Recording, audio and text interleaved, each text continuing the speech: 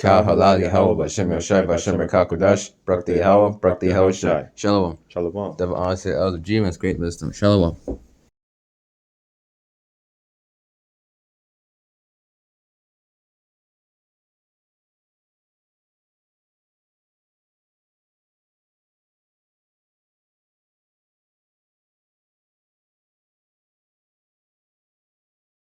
We've been talking about inflation for a long time, just how high prices have gone. When you put a tariff on a product, it is not that the other country gets taxed per se. It's that the cost gets pushed on to the consumer here in the United States. That's how it works. That is the economics of it. When people ask, what's the math? They say, oh, we're getting taxed. How are we getting taxed? I don't understand. It means that you're going to walk into Walmart, you're going to look at the product, and the price tag for the product that you want is going to cost more, not less. That's it. Yeah. It's that simple. And how former President Trump can speak the way he does about what he thinks the tariff is going to do, the idea that it's going to tax the Chinese or it's going to tax, it's just not the reality of the situation. We've been talking about inflation for a long time, How do you think tariffs will affect the economy? I mean, tariffs are actually, we've had a lot of experience with them. They're an act of war to some degree. How do you think tariffs will impact inflation? Over time, they're a tax on goods. I mean, you know, the tooth fairy doesn't pay them. I mean, and see, you always have to just, and then what? You always have to ask that question in economics. Always say, and then what? So is there an answer for that when people say, you know, inflation persists, consumer prices keep going up, when's the end in sight? No, prices will be higher 10 years from now and 20 years from now and 30 years from now. And what do you think about what's happening in Washington right now? About efforts to I think cut it's the Washington. Yeah. It's, you know, technology changes things, all kinds of things, but Washington is Washington. And the problem with politics is that it tend to have to make tiny compromises on. How do you think? While we're f***ing around the Middle East, the Russians and the Chinese are getting real cozy. Now, the politicians, they want you to think this is about ideology. It's a lot of horse. Give me your phone. Go ahead. Rare earth elements. Whole f***ing world runs on this shit. Who controls all of it? China.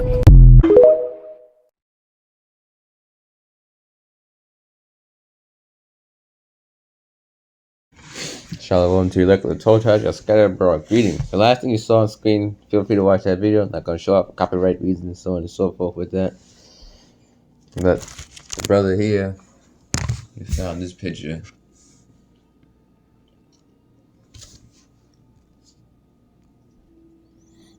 And come, brother, I was looking at some news reels, and this came up of what's going on.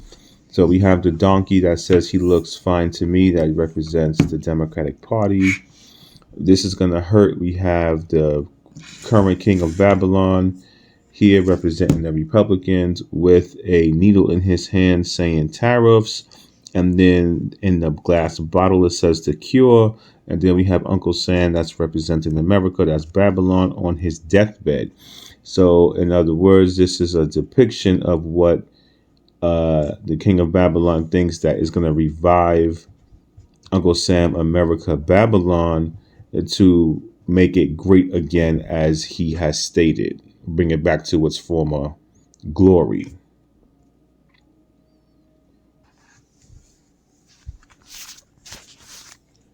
This is the book of Isaiah, chapter 19. I'm going to start at verse 1. The burden of Egypt. Behold, the Lord rideth upon a swift cloud, and shall come into Egypt, and the idols of Egypt shall be moved at his presence, and the heart of Egypt shall melt in the midst of it.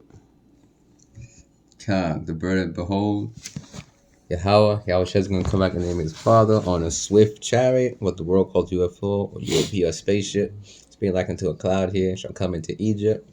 And the idols of Egypt shall be moved at his presence, and the heart of Egypt shall melt in the midst of it.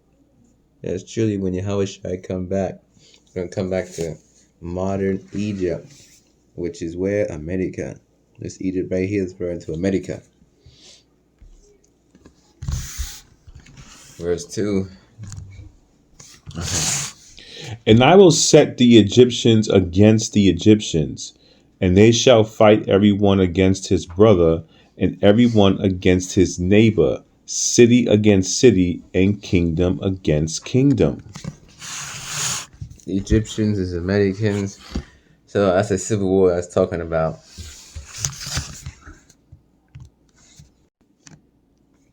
Isaiah chapter 19, verse 3. And the spirit of Egypt shall fail in the midst thereof, and I will destroy the counsel thereof, and they shall seek to the idols, and to the charmers, and to them that have familiar spirits, and to the wizards. The brother was going into, you see on the picture, the screen here. The spirit of Egypt is found, and you saw the previous with the tariffs, with the prices going up. The spirit of Egypt, the spirit of America, is failing in the midst. America is going down. This place is suckling the drain. This is the book of Job, chapter 5 and verse 12.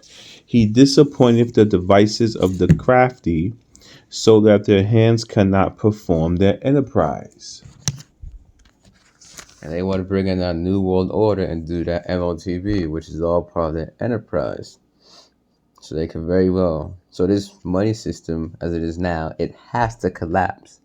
And it will collapse to fulfill Bible prophecy. The MOTB is prophesied. And they're going to bring in that digital currency. And CBDC counts as digital currency. So this place in America is falling. The whole, you see stuff going with the stock market. This is CNN.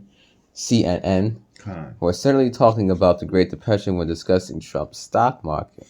April 22, 2025. You see the stocks and all that. It's not going good for America. The spirit of Egypt is filling in the midst. This place is cycling the drain. There is no escape. You cannot hit no pause button and log out. You can't do none of that. You have to go through it. You have to fulfill whatever lot yours is to fulfill. Whatever lot Yahweh Shemeshai got for you, whether it be good or evil, you have to go through it. You cannot log off or sign out or anything like that. You will fulfill your lot. This is Psalm chapter 16, verse 5. Yahweh is the portion of mine inheritance. Of my cup, thou maintainest my lot. Whatever your lot is in life, another word for lot, you could use whatever lot Yahweh Shemeshai has you to do, whatever lot or destiny is for you in life. This is the book of Revelation, chapter 13 and verse 16.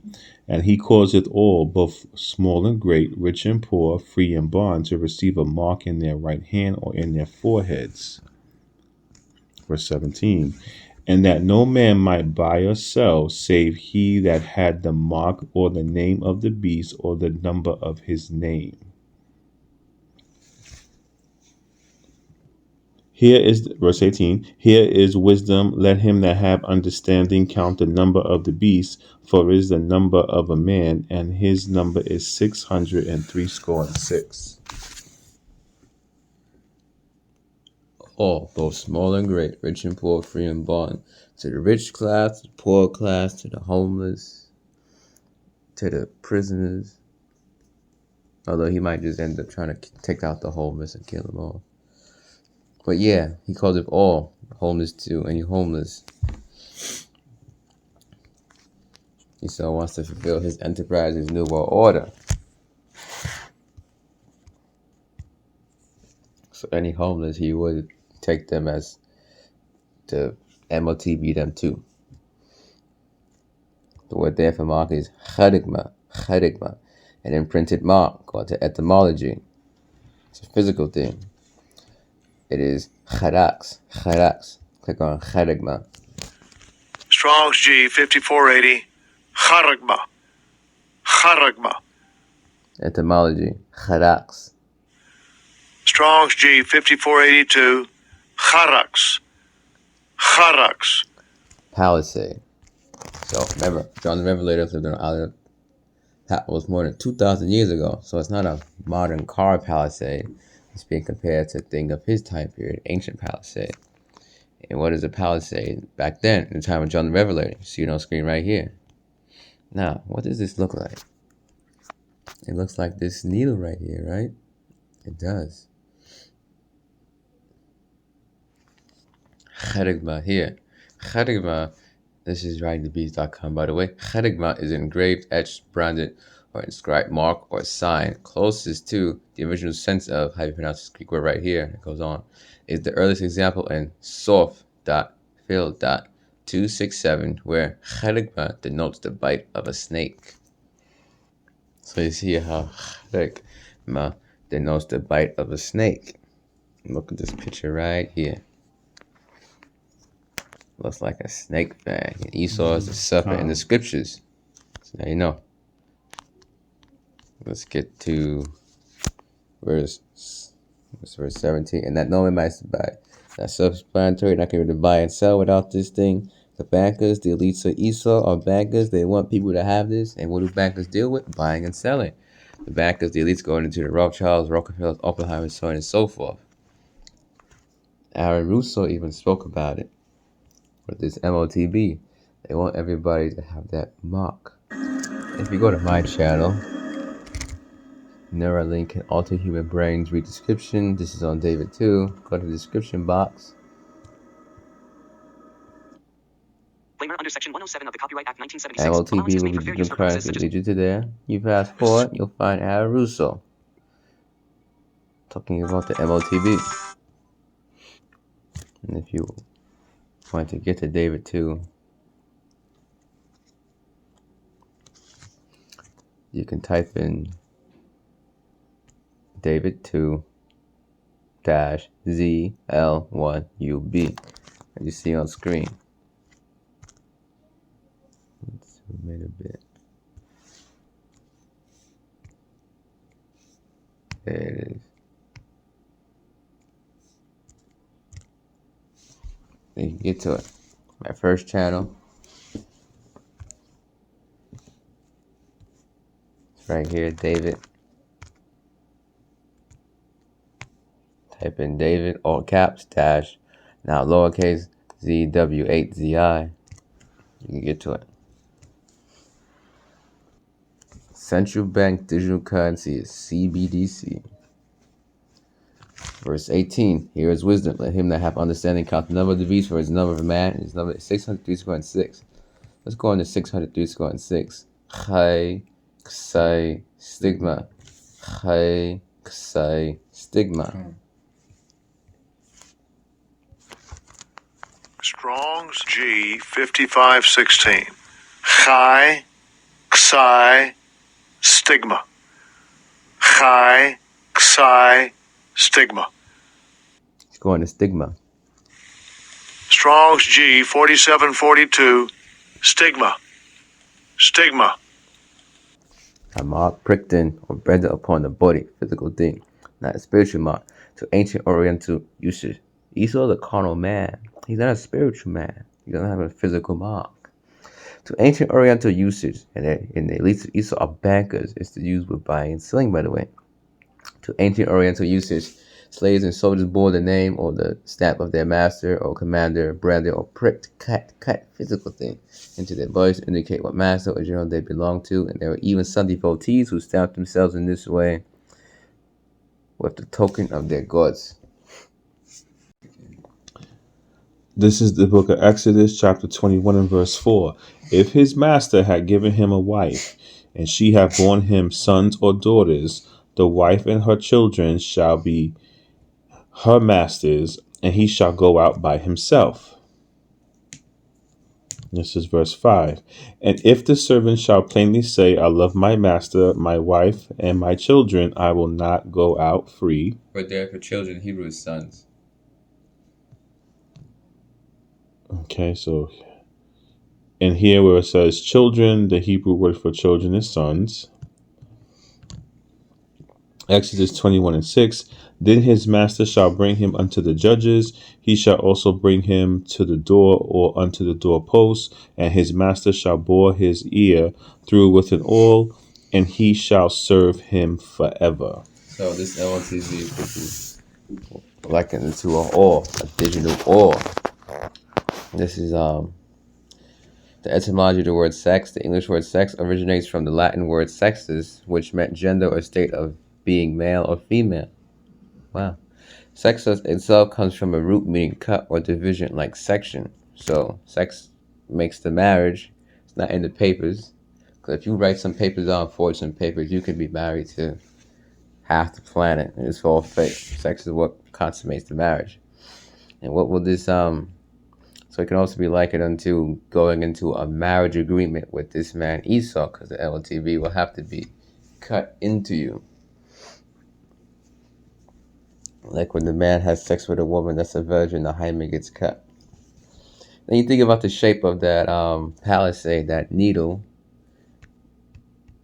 the shape of the man's rod, and so on and so forth.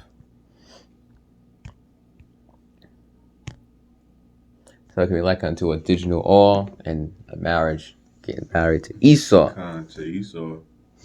Esau is now your master forever. And if you take the MOTB, you will be destroyed pursuing Revelation chapter 14. This probably be the last precept, bro. This was a quick one. Revelation 14, I believe it's verse 9. Yeah. Maybe a few more precepts here. What, 9? Right, Revelation 14:9. And the third angel followed them, saying with a loud voice, if any man worship the beast and his image, and receive his mark in his forehead or in his hand, the same shall drink of the wine of the wrath of Yahweh, which is poured out without mixture into the cup of his indignation. And he shall be tormented with fire and brimstone in the presence of the holy angels and in the presence of the Lamb. And the smoke of their torment ascended up forever and ever. And they have no rest day nor night, who worship the beast and his image, and whosoever receiveth the mark of his name. 12. Here is the patience of the saints. Here are they that keep the commandments of Yahweh and faith of Yahweh Shai. So if you take it, you shall drink the wine of the wrath of Yahweh, which is poured out without mixtures, not diluted, into the cup of his indignation. And you shall be tormented with fire and brimstone in the presence of the holy angels and the presence of the Lamb. The Lamb is who? Yahweh Shai. Mist is going to bring fire and brimstone. Yahweh Shai and all the holy angels are going to bring fire. More fire upon this place.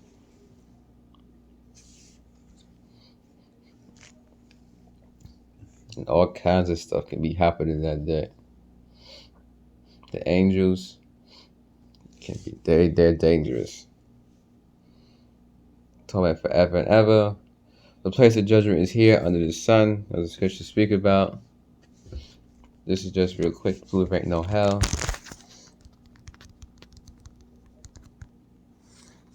For edification's sake, this was to prove ain't no hell. Ecclesiastes chapter 3 verse 16. And then moreover I saw under the sun the place of judgment, that wickedness was there, and the place of righteousness, that iniquity was there. The place of judgment is where? Under the sun. It's not everlasting hell. Hell is a condition or the grave. Jonah chapter 2, verses 1 and 2. Then Jonah prayed unto Yahweh his power, his God, out of the fish's belly, and said, I cried by reason of mine affliction unto Yahweh, and he heard me. Out of the belly of hell cried out, and thou heardest my voice. So Jonah's like, I'm in the belly of hell. Well, where was he? He was in the fish's belly. He was in a hellish condition. Psalm chapter 18, verse 5. The sorrows of hell compassed me about. The snares of death prevented me. This is King David. So, King David being surrounded by hellfire and so on and so forth, because the ground opened up and he's seeing Satan smile and saying, tonight you will be with me in hell. No. The sorrows of hell. King David could have died. Hell is a condition or the grave. King David could have died there.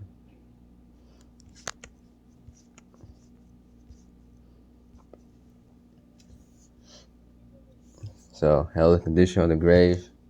What if King David would have died and then they would have threw him in the grave? So it was in Revelation 14. So that just proves right there, hell of condition or the grave. It's not everlasting torment. And don't think the angels can't rain down fire and brimstone too. So y'all trying to holy angels, they're gonna bring fire. Missiles, that's gonna bring more fire. And brimstone, the angels can rain down brimstone as well. Along with Yahweh Shai, who is the Lamb. They could all rain down fire and brimstone. Ancient Sodom and Gomorrah, they had fire and brimstone, so that's coming to America in worse fashion, as Yahweh Shai spoke about. More tolerable for Sodom and Gomorrah than for that city when they rejected the hearing the words of Yahweh Shem Yoshai. They rejected the prophets. That is surely going on in America. It's going to be worse for America than for Sodom and Gomorrah. No, shalom. Real quick, the MOTB is the Mark of the Beast acronym. MOTB in the hand, right hand or left hand is the RFID, CHIP. MOTB in the forehead is the brain, CHIP. Let me get to the chart real quick. Ka halal Yahweh Bashem Yoshai Bashem Rakakwadash Brakti Yahweh Brakti Yahweh Shama Yasharala Yahweh Allah Hayyinawa Yahweh Achad Shama Yasharala Yahweh Allah Hayyinawa Yahweh Achad Shama Yasharala Yahweh Allah Hayyinawa Yahweh Achad. Shalom, double honor to the LG, great Muslim. Shalom.